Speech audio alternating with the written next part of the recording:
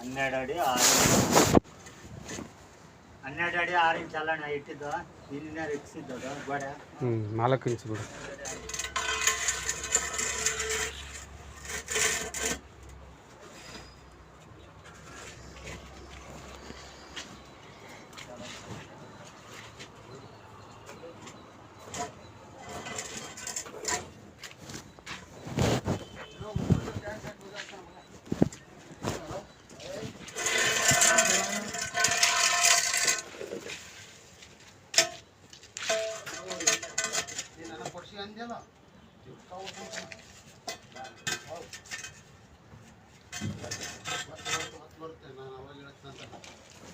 ಗೋಡೆ ಕರೆಕ್ಟಾಗಿ ಕಟ್ಟು, 2 ಸರಿ ಕಟ್ಟಕ್ಕಾಗಲ್ಲ ಮೇಸ್ತ್ರಿ.